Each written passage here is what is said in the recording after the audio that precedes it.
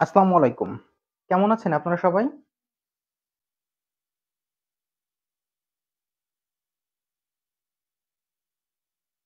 ওয়ালাইকুম আসসালাম। আমরা ক্লাস নিচ্ছি আমাদের চ্যাপ্টার ডিভিডেন্ড পলিসির উপরে।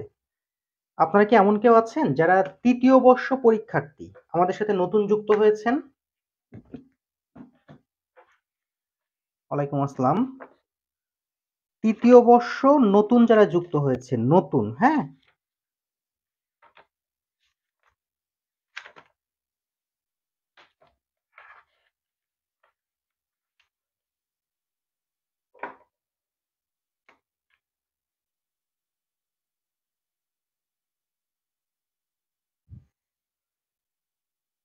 আজকে এটা আমাদের শেষ ক্লাস এই চ্যাপ্টারের। চ্যাপ্টার হলো ডিভিডেন্ড পলিসি।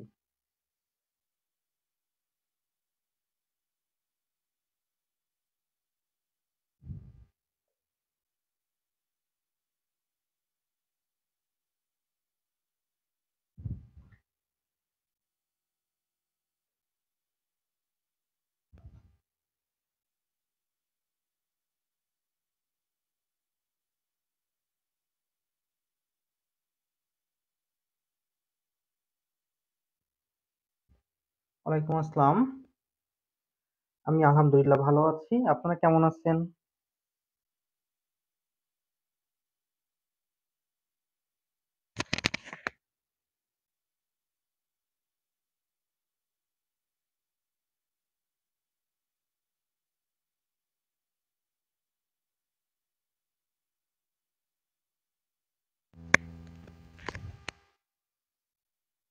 অনন্যা শেখ। হ্যাঁ, পারবেন আপু। তবে ভর্তি হওয়ার আগে একটু জানিয়ে ভর্তি হবেন আমাকে। আ এমনটা ২ জন ভর্তি হয়েছে, সরি ১ জন ভর্তি হয়েছে যিনি 3rd ইয়ারের কোর্স শেষ, 4th ইয়ার শুরু করে দিয়েছে অলরেডি। তো চাইলে আপনিও ভর্তি হতে পারবেন। কিন্তু ভর্তি হওয়ার আগে আমাকে একটু জানিয়ে।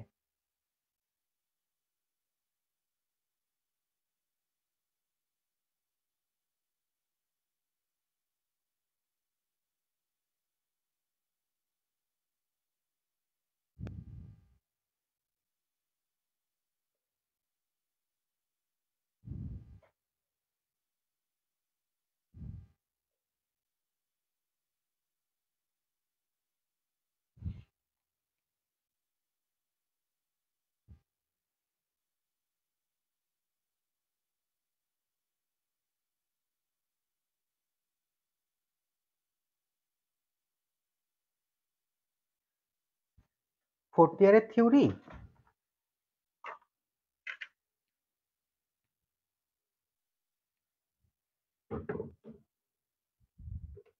আপনাদের ওখানে কি গরম পড়ছে?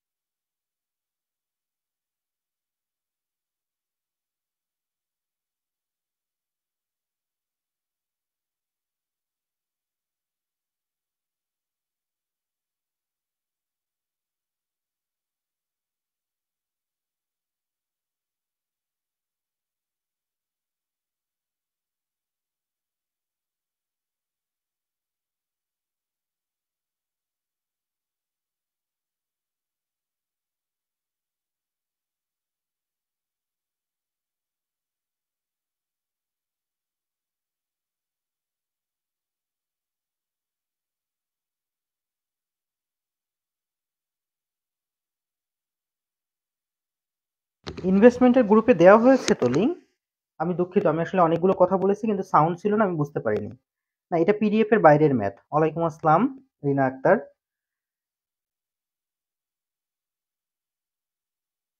সাউন্ড কি অনেক আগেই চলে গেছে? অনেকগুলো কথা বললাম। আচ্ছা, তো আপনারা যদি এখানে কেউ এমন থাকেন যে যারা হচ্ছে তৃতীয় বর্ষে আছেন পরীক্ষার্থী কিন্তু নতুন যুক্ত হয়েছেন, ঠিক আছে?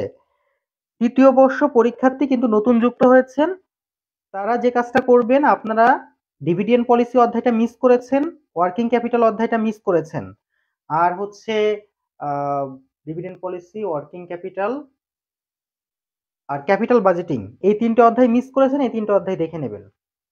ওকে, আমাদের এই ম্যাথটাতে যে বিষয়টি বলছে আমরা একটু দেখি। ম্যাথটাতে আমাদেরকে বলছে determine the market price of the share. Market price of the share বের করে দেখাতে হবে ইউজিং দি গোল্ডেন মডেল। আমি সেটা লিখলাম না, আপনারা ধরে নেন যে লেখা আছে। তাহলে market price of the share বের করে দেখাতে হবে using the golden model. Golden model অনুসারে আমরা গোল্ডেন মডেল অনুসারে market price of the share বের করার সূত্রটা হচ্ছে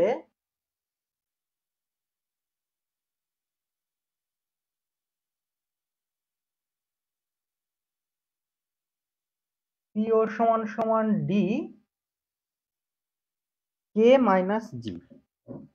ওয়ার্কিং ক্যাপিটাল না কয়দিন আগে করালাম, এই মানে লাস্ট সপ্তাহে, গত সপ্তাহে ওয়ার্কিং ক্যাপিটাল শেষ করলাম। তো যারা ফোর্থ ইয়ারে আছেন না, তারাও আর ওয়ার্কিং ক্যাপিটালটা পাবেন না। ওয়ার্কিং ক্যাপিটালটা রেকর্ড দেখে নিতে হবে। তাহলে গোল্ডেন মডেল অনুসারে মার্কেট প্রাইস বের করার সূত্র হলো পিও সমান সমান ডি ভাগ কে মাইনাস জি। এটা হচ্ছে আমাদের সূত্র গোল্ডেন মডেলের। ওকে, তাহলে আমাদেরকে ম্যাথে ডির মানটা জানতে হবে, কে এর মান আর জির মান জানতে হবে।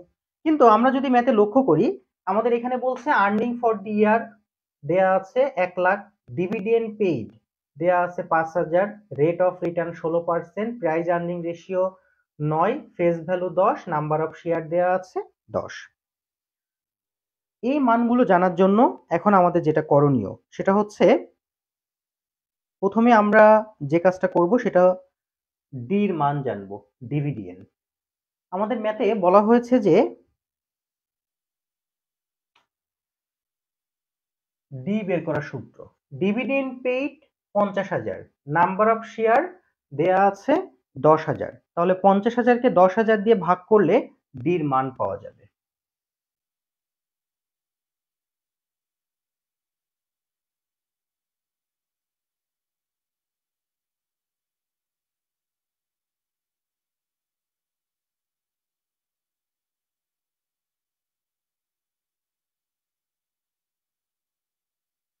ক্যালকুলেশন করলে আসে 5 টাকা। আমরা ডির মান পেলাম 5 টাকা। এখন আমাদেরকে জানতে হবে কে এর মান আর জির মান। আমাদের এই ম্যাথে কিন্তু কস্ট অফ ইকুইটির কোনো মান দেয়া নেই, কিন্তু আমরা যদি লক্ষ্য করি আমাদের এই ম্যাথে বলছে প্রাইস আর্নিং রেশিও দেয়া আছে 9 টাইমস। প্রাইস আর্নিং রেশিওকে বলা হয়ে থাকে পিই রেশিও। পিই রেশিও, দেখেন এই প্রাইস আর্নিং রেশিও মান তো আমাদের দেয়া আছে 9 টাইমস। আমরা কিন্তু একটা বিষয় জানি, সেটা হচ্ছে কে এর মান বের করার সূত্র হচ্ছে 1 ভাগ পিই রেশিও। কে এর মান বের করার সূত্র হলো 1 ভাগ পি রেশিও। যেহেতু আমাদের ম্যাথে পি রেশিওর মান দেওয়া আছে 9 টাইম, 1 ভাগ 9, ক্যালকুলেশন করলে আমাদের উত্তর আসে 0. অন। তাহলে কে এর মান 0. জি। জি দ্বারা প্রকাশ করা হয়ে থাকে গ্রোথ রেট, অর্থাৎ কোম্পানির বৃদ্ধির হারকে জি দ্বারা প্রকাশ করা হয়, জি। আর জি বের করার সূত্র হলো বি গুণিত আর। তাহলে এটা পিডিএফ এ নাই আপু, মিতু আপু, এটা পিডিএফ এর বাইরের ম্যাথ আপু। জি মানে হচ্ছে গ্রোথ রেট, কোম্পানির বৃদ্ধির হার, আর জি বের করার সূত্র হচ্ছে বি গুণিত আর। তাহলে বি আর আর কে গুণ করলে জি পাওয়া যায়। এখানে বি দ্বারা প্রকাশ করা হয়ে থাকে আপনার কোম্পানি ডিভিডেন্ডকে, সরি, বি মানে হচ্ছে রিটেনশন রেশিও, যে টাকা কোম্পানি তার নিজেদের কাছে রেখে দেয় সেটাকে বলা হয়ে থাকে বির মান, ঠিক আছে। আর আর আর আমাদের ম্যাথে দেয়া আছে রেট অফ রিটার্ন 16%, কিন্তু বির মানটা আমাদের ম্যাথে দেয়া নেই। তাহলে এখন আমাদেরকে যেটা করণীয় সেটা হচ্ছে একটা বির মান নির্ণয় করতে হবে।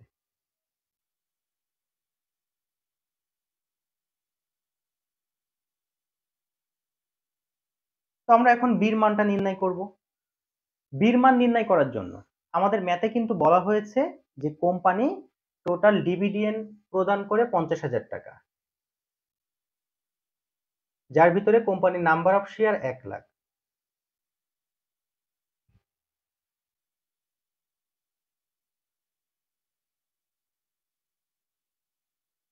না না, একটা মিনিট, জাস্ট একটা minute.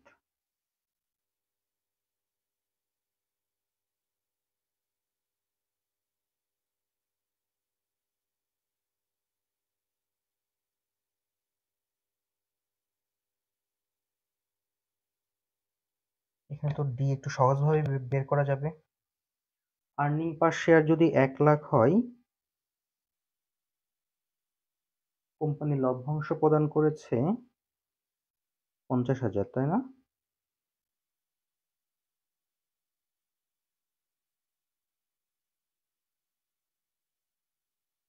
Dividend pay out ratio 50%।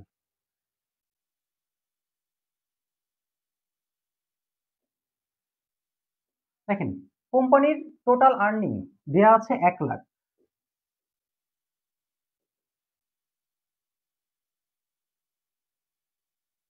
আর কোম্পানির ডিভিডেন্ড দেয়া আছে 50,000 গুণিত 100।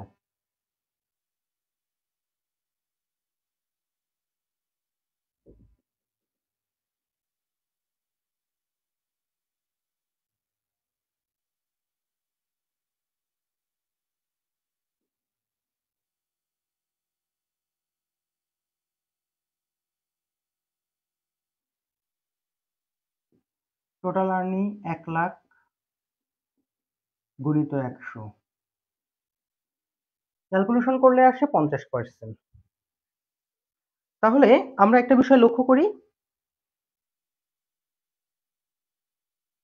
এই যে কোশ্চেনে চাওয়া পাওয়া determine the market price of the share, কোম্পানির market price of the share বের করে দেখাও, এটা প্রশ্নে চেয়েছে। তাহলে কোম্পানির ডিভিডেন্ড পে আউট রেশিও 50%, আমাদেরকে বির মান বের করতে হবে। বি মানে রিটেনশন রেশিও। তাহলে বি বের করার সূত্র হলো 100% minus DP ratio. 100% DP ratio 50%, তাহলে বির মান 50%, 0.50 গুণিত আর এর মান 0.16। ক্যালকুলেশন করলে আমাদের উত্তর আসে 0.08।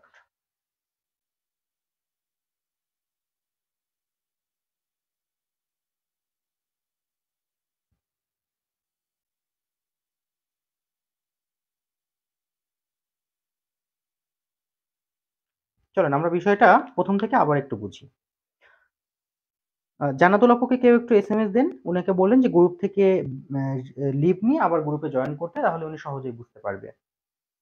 আমাদের ম্যাথে বলা হয়েছিল determine the market price of the share, market price of দি শেয়ারের মানটা বের করে দেখাও গোর্ডেন মডেল অনুসারে।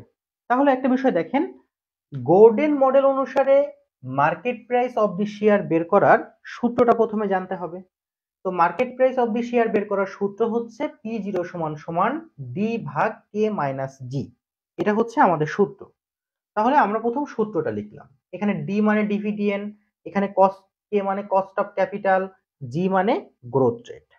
এখন এই তিনটা মান আমাদের বের করতে হবে। প্রথম বের করব আমরা ডিভিডেন্ড। আমাদের ম্যাথে বলা হয়েছে ডিভিডেন্ড পেইড 50,000 টাকা, নাম্বার অফ শেয়ার 10 টাকা। তাহলে একটা কোম্পানি টোটাল লভ্যাংশ প্রদান করে 50,000 টাকা, কোম্পানির শেয়ার সংখ্যা 10,000। ডি বের করার সূত্র হলো টোটাল ডিভিডেন্ড ভাগ নাম্বার অফ শেয়ার। ক্যালকুলেশন করলে আসে প্রতি শেয়ারে কোম্পানি লভ্যাংশ প্রদান করে 5 টাকা। তাই এখানে ডির মান লিখলাম 5 টাকা। এখন বের করতে হবে কে এর মান। কে বের করার সূত্র আমরা একদম প্রথম ক্লাসে শিখেছি যে অন ভাগ পিই রেশিও, এটা হচ্ছে কে বের করার সূত্র। ওকে,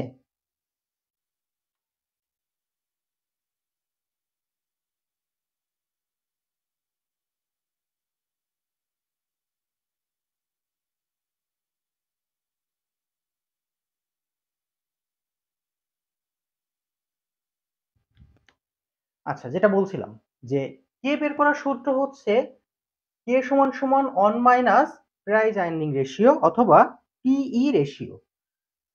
তো অন ভাগ পি রেশিওর মান দেওয়া আছে 9 টাইমস, ক্যালকুলেশন করলে 0.অন অন অন অন, তাই কে এর মানটা বসালাম।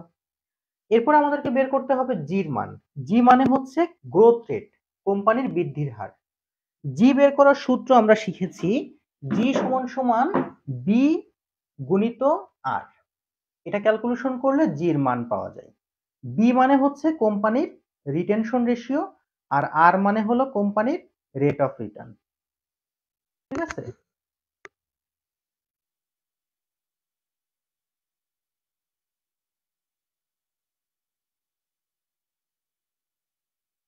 তাহলে বি কিভাবে বের করা যায়। বি বের করার সূত্র হচ্ছে 100% মাইনাস ডিপি রেশিও। ডিপি রেশিওর অর্থ হলো ডিভিডেন্ড পে আউট রেশিও, লভ্যাংশ প্রদানের হার, এটাকে বলা হয়ে থাকে ডিপি রেশিও। তাহলে বি বি সমান সমান 100% মাইনাস ডিপি রেশিও। এখন ডিপি রেশিও তো আমাদের ম্যাথে দেয়া নেই, ডিভিডেন্ড পে আউট রেশিও দেয়া নেই, কিন্তু এখানে ম্যাথে বলা হয়েছিল আর্নিং ফর দি ইয়ার 1,00,000 টাকা, ডিভিডেন্ড পেইড 50,000। তাই ডিপি রেশিও বের করার জন্য টোটাল ডিভিডেন্ড ভাগ টোটাল আর্নিং গুণিত 100, ক্যালকুলেশন করলে আসে 50%। তাহলে ডিপি রেশিও 50%, বিয়োগ করলে আসে 50%, এখানে লিখলাম 50%। আর আর এর মান লেখা ছিল রেট অফ রিটার্ন 16%, তাই এখানে 16%, ক্যালকুলেশন করলে 0.08। সেই 0.08 এর মানটা বসালাম আর ম্যাথে ক্যালকুলেশন করলাম।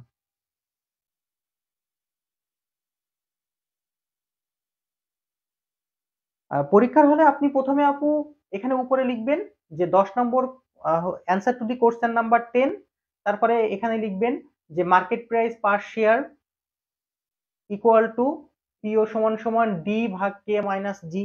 এরপরে এবার একটা সাইডে দাগ দিবেন, দিয়ে হেয়ার বলে আপনি ওয়ার্কিং গুলো করবেন, অথবা শুধু হেয়ার বলেও করতে পারেন, অথবা ওয়ার্কিং বলেও করতে পারেন, অথবা গিভেন দ্যাট বলেও করতে পারেন।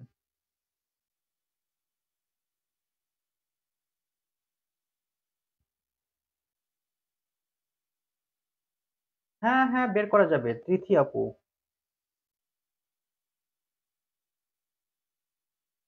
কিন্তু অ্যান্সার একই আসবে।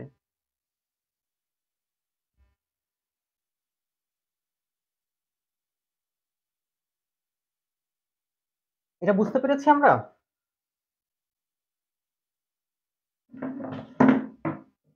বুঝতে পেরে থাকলে ডান লিখে দিব।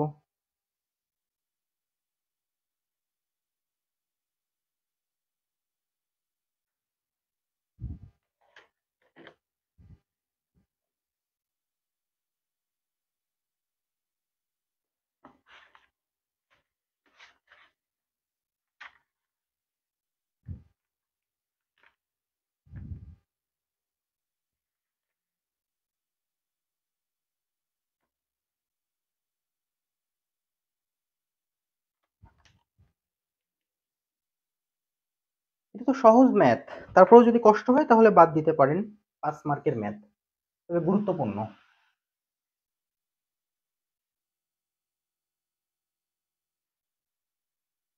এই অধ্যায় কারোর ক্লাস মিস আছে?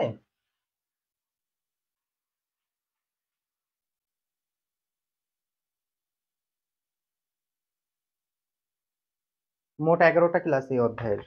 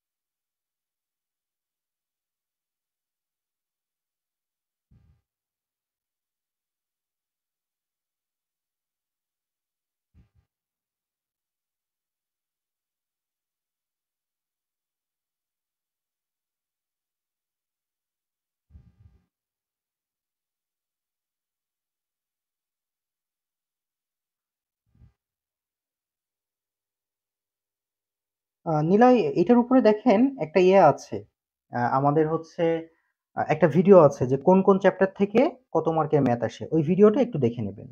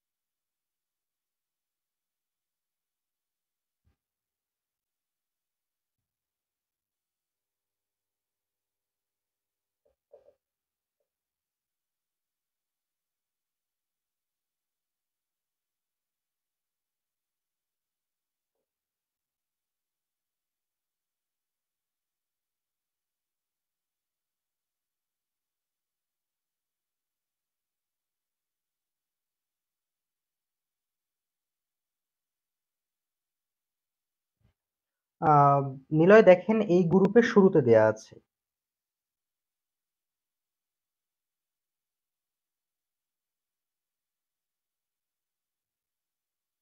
গ্রুপের ফিচার অপশনে যাবেন, ফিচার অপশনের একদম শুরুতে পাবেন।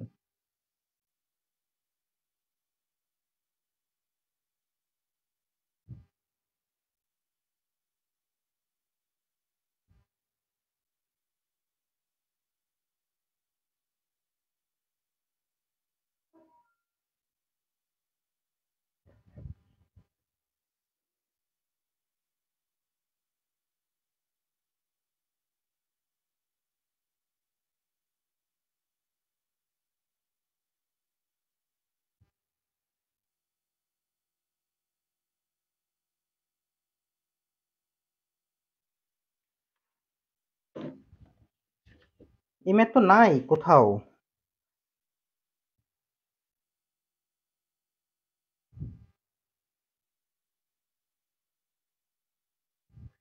মূল বইয়ের ম্যাথ, গ্রন্থ কুটির, তবে ব্যতিক্রমে পাওয়ার কথা। মানে এটা পরীক্ষায় আসছিল। এই ম্যাথটা মূলত ইন্ডিয়ার একটা হচ্ছে লেখকের বই থেকে গ্রন্থকুটির কপি করেছে, গ্রন্থকুটির থেকে জাতীয় ইউনিভার্সিটিতে দিয়েছে। 2016 সাল, অ্যাকাউন্টিং ডিপার্টমেন্ট, 4th ইয়ারে।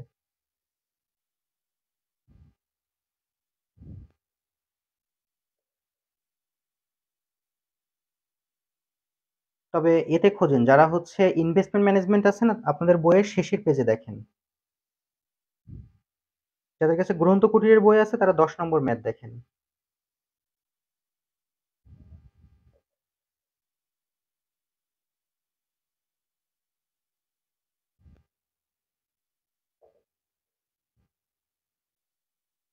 আচ্ছা, আমাদের এই ম্যাথটাই বলছে XYZ company has a capital budget of টাকা 12 million. The company wants to maintain a target capital structure which is 60% debt and 40% equity. Net income 6 lakh. If the company follow a residual dividend policy, what will be the payout ratio? তাহলে আমাদের কাছে জানতে চেয়েছে what will be the payout ratio. What will be the payout ratio মানে আমাদের কাছে জানতে চেয়েছে যে ডিভিডেন্ড পেআউট রেশিও বের করে দেখাও। তাহলে কোশ্চেনে আমাদেরকে বলছে হচ্ছে XYZ কোম্পানির ক্যাপিটাল বাজেট হচ্ছে 12 মিলিয়ন। কোম্পানির একটা ক্যাপিটাল স্ট্রাকচার দেয়া আছে, সেখানে বলা হয়েছে যে কোম্পানির টোটাল যে টাকা সেই টাকার 60% হলো ডেপ্ট। ডেপ্ট মানে হচ্ছে ঋণ। কোম্পানি কোনো একটা প্রতিষ্ঠানের কাছ থেকে ঋণ নিয়েছে, ঋণ নিয়ে তারা 60% টাকা ফাইন্যান্সিং করেছে।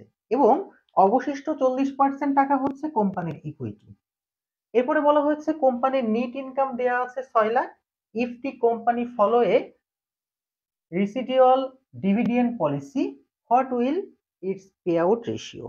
আমাদেরকে এর পে আউট রেশিওটা বের করে দেখাতে হবে, অর্থাৎ ডিভিডেন্ড পে আউট রেশিও বের করে দেখাতে হবে।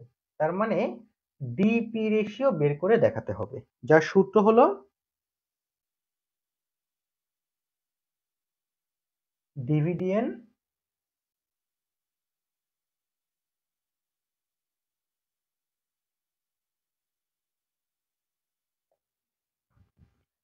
ভাগ নেট ইনকাম গুণিত 100। আমাদের ম্যাথে নেট ইনকাম দেওয়া আছে 6 লাখ,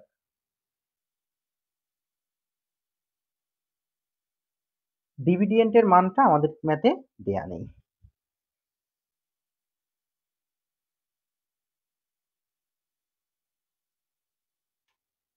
ম্যাথটা কি বুঝতে পেরেছেন?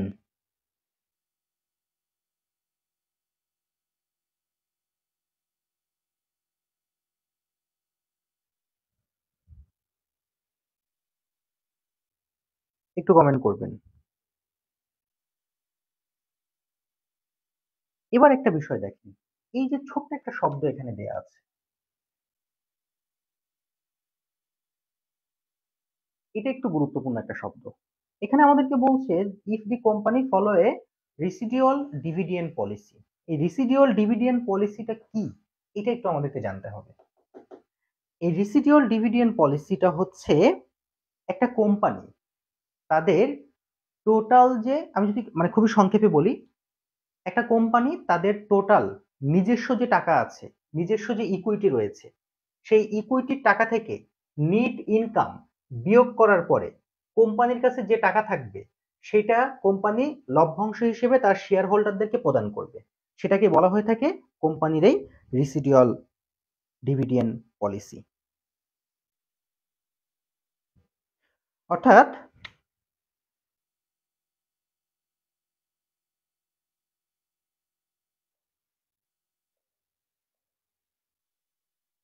রেসিডিউয়াল ডিভিডেন্ড পলিসিতে কোম্পানি যে কাজটা করে থাকে, মানে কোম্পানির করণীয় কি বা এই পলিসির ঘটনাটা কি, এই পলিসির ঘটনা হচ্ছে কোম্পানির নিট মুনাফা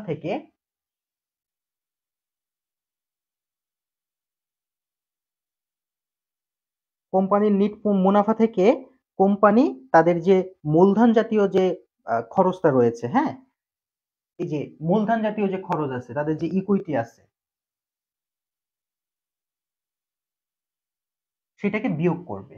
বিয়োগ করার পরে যে অবশিষ্ট টাকা পাবে সেই টাকাটা লভ্যাংশ হিসেবে শেয়ার হোল্ডারদেরকে প্রদান করবে।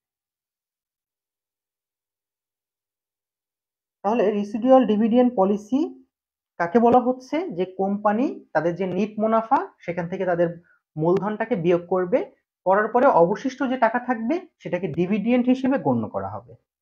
অর্থাৎ বিষয়টা এমন যে আমাদের ম্যাথে বলা হয়েছে কোম্পানি টোটাল টাকা আছে 12 লাখ, যেখানে ডেপ্ট ক্যাপিটাল 60%, মানে ঋণের টাকা 60%, আর টোটাল ইকুইটির টাকা আছে 40%, ইকুইটি কোম্পানির 40%। তাহলে আমাদের কোম্পানির হচ্ছে এই বের করতে হবে হলো এই 40% ইকুইটির টাকা বের করতে হবে। এটাকে বলা হয়ে থাকে আমাদের ম্যাথের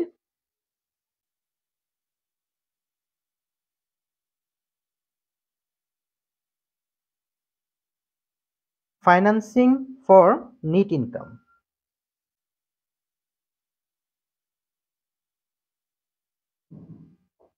কোম্পানির টোটাল টাকা দিয়ে আছে 12 মিলিয়ন,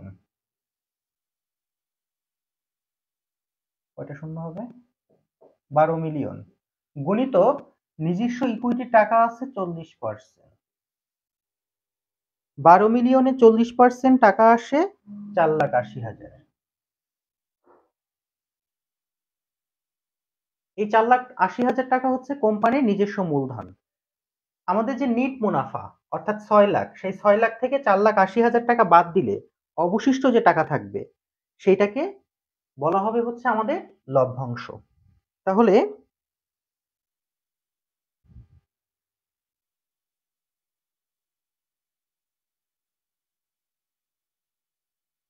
ডিভিডেন্ড হচ্ছে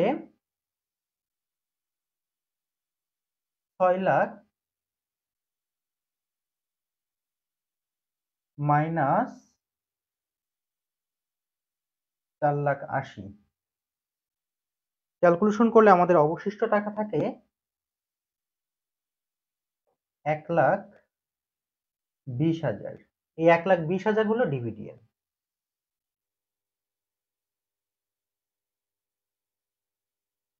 ক্যালকুলেশন করলে উত্তর আসে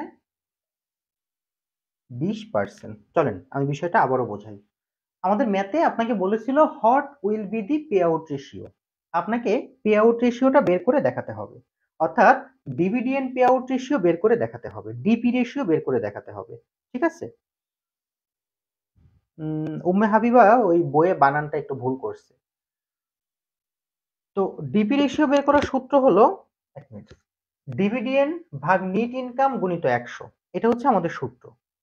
নিট ইনকাম ম্যাথে দেয়া আছে 6 লাখ, কিন্তু ডিভিডেন্ড আমাদের ম্যাথে দেয়া নেই। তাহলে এই ডিভিডেন্ডটা আমাদেরকে বের করতে হবে। কিন্তু আমাদের ম্যাথে ছোট্ট করে একটা কথা বলেছিল, if the company follows a residual dividend policy. Company যদি রিসিডিউয়াল ডিভিডেন্ড পলিসি ফলো করে তাহলে আমাদের ডিভিডেন্ড কত সেটা বের করে দেখাতে হবে। ঠিক আছে?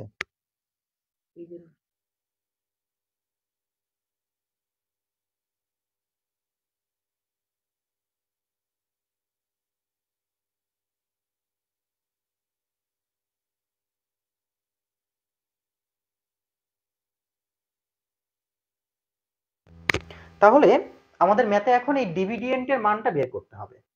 এখন এই পদ্ধতি অনুসারে ডিভিডেন্ড বের করার নিয়মটা কি, ডিভিডেন্ড বের করার সূত্রটা কি?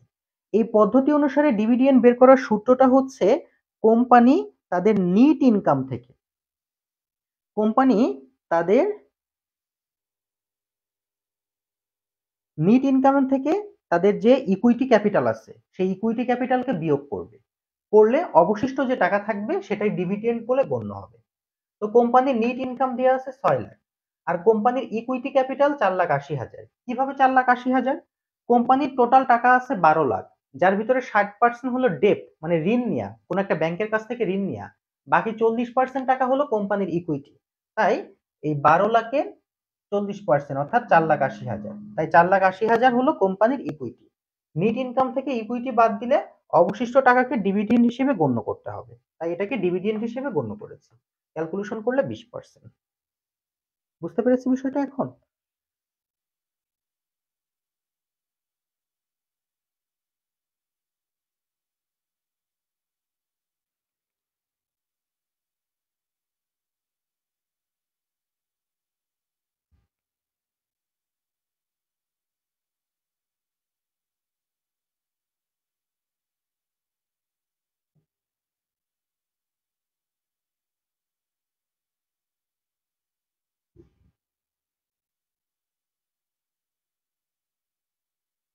না, 60% এর কোনো কাজ নাই, কারণ 60% হচ্ছে ডেপ্ট। যদিও বইয়ে কাজ করেছে 60% এর, কোনো যুক্তি নাই, একদম সম্পূর্ণ বিনা কারণে।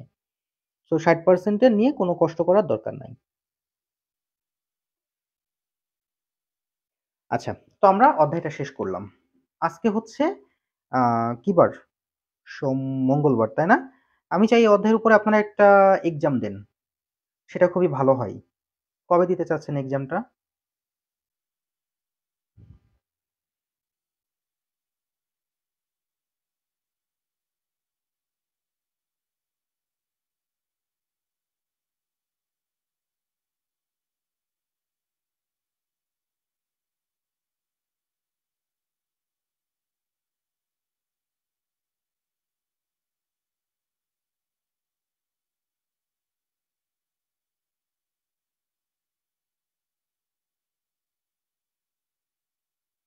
ফ্রাইডে। আজকে কি বার? মঙ্গল, রবি, মঙ্গল, বৃহস্পতি, ফ্রাইডে। বৃহস্পতিবারটা মিস যাবে। Friday, Friday, Friday, Friday. Okay, fine, Friday. তাহলে আমরা দেখি বৃহস্পতিবারে কি করা যায় কিনা। বৃহস্পতিবারে হচ্ছে আপনাদের একটা মিনিট।